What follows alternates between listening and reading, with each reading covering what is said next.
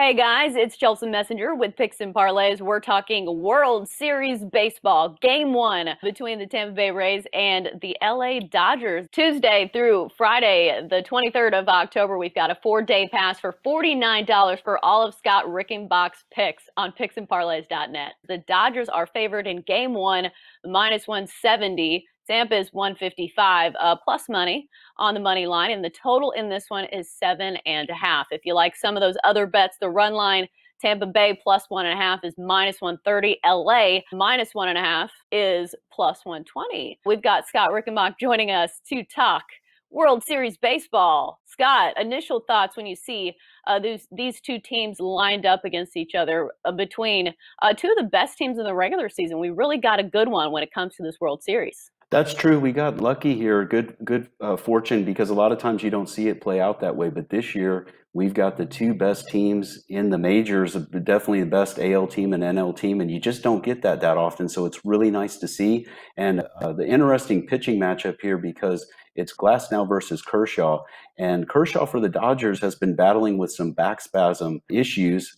He's still fine to pitch here, but he did give up 4 runs in his most recent outing, and so did Glasnow. And I'm looking for some surprising offense in this one. We saw the total open up at an 8. It dropped to a 7.5. I think there's a little bit of value here with the over in this matchup. Note that the Dodgers, the last 2 games of their series in the NLCS to get here, yes, those were both low scoring, but prior to that, 6 of their 7 prior games had all totaled 10 or more runs. And in fact, those 7 games averaged 12.4 runs per game. And the Dodgers a big favorite here in game one of the World Series, meaning, of course, that the books are expecting them to win. The reason I mention that is because in their 9 victories in this postseason, they've averaged 6.6 runs per game.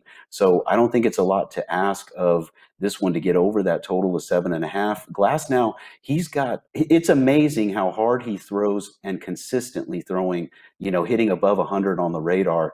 I watched his last start. He was fantastic as far as his velocity, but his location, the thing is, he's still a young guy. He's still developing into being a true professional on the mound in terms of, the location of his pitches, and he makes a few mistakes, and I think the Dodgers can make him pay for those. But I do like the Rays here to get plenty off of Kershaw. Right. There's so many things to break down when it comes to this game in general, but also the pitching matchup. You talked a little bit about Tyler Glasnow. If you look at his numbers, he does not look like a lights out pitcher that would be starting game one of a World Series for any team. 5-1 on the year, 4.08 ERA. In the regular season, 2-1 with a 4.66 ERA in 4 postseason starts. But the reason they have him out there is because he's a strikeout master. He can miss a lot of barrels, but he also is a little susceptible to giving up a lot of home runs, which might spell disaster when it comes to facing the Dodgers. The Dodgers actually hit 91 home runs against right-handed pitching this season, and Tyler Glasnow allowed multiple home runs in 3 of 4 postseason starts. So that's definitely going to be something to watch for when it comes to that matchup. And then you've got Kershaw, who the narrative is that Kershaw is not that great in the postseason, which is a little unfair, I think. His last one, he gave up 4 runs, but he only gave up 1 run through the first 5. The damage came a little bit later when he was hurt by a throwing error.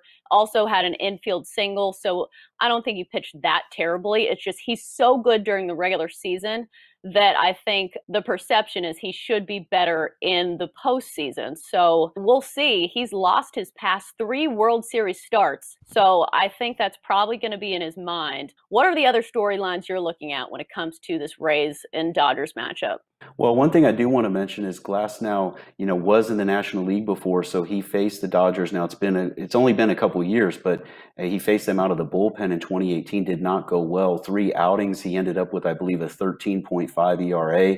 I don't know if that's in the back of his mind a little bit too. I mean, he's maybe not too thrilled to see these Dodgers uniforms, having some bad memories from those outings. But the key here is going to be the location of his pitches, because as you mentioned, when you throw that hard and you're facing a home run hitting team, if you're putting it in the sweet spot, they can do some damage against you because the harder you throw, the harder it flies out of the park. And that's one of the problems with being a power pitcher. But if he can locate well, he'll have some success here. But again, this Dodgers lineup, they can put up some runs pretty quickly with the long ball, as we saw at the way the Brave series played out. So. Right. It's almost a tale of 2 totally different offenses because this Dodgers lineup can really put up huge numbers in 1 inning if they really want to. I think top to bottom, the Dodgers lineup is definitely the better lineup here, and especially because they have so much postseason experience on that lineup. The Rays seem to be able to manufacture runs when they really need it, and most of it coming from Randy Arozarena. He's been unreal when it Oh, comes to the yes. postseason. It's going to be hard to trust, I think, the Rays lineup when it comes to the series, just because it's hard for them to score runs in bunches, kind of like this Dodgers lineup.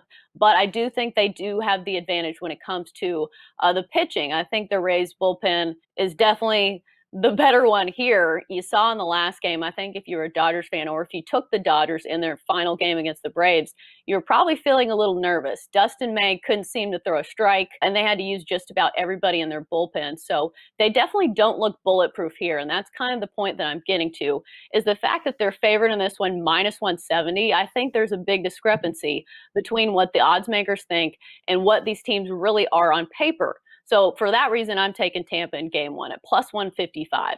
I think it's too good of a team for it to be plus 155. I think for that price, you got to take a risk on Tampa because they've got all kinds of momentum. They've got an extra day's rest coming into this one.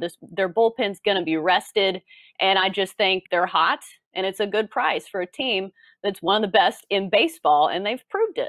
Yeah, and I do like their ability to manufacture runs. That can be key, of course, in tighter, lower scoring games. And again, in this one, though, I think we're going to see the best of both worlds. You'll see if you like offense, because we're going to see the Rays manufacture some runs and Kershaw get into a little trouble. At the same time, we're probably going to see the Dodgers, put a few in the seats here against the hard throwing glass now. But it should be quite an entertaining game, and I think we've got good value with this low total. And you mentioned the value on the side. For sure, when you see the line move the way it did, the market perception here is, there's a lot of guys in the market that like the Dodgers for sure. But I think this Rays team is underestimated. So when you look at value, one would have to argue that the value is on the Rays here in the series and also in game one. Right, and the Dodgers were favored in every single game against the Braves, and we saw how that went. It took them 7 games to take down the Braves, and they were favorites of minus 210 against the Braves in the game that Clayton Kershaw started, and they lost that game. So I just think the value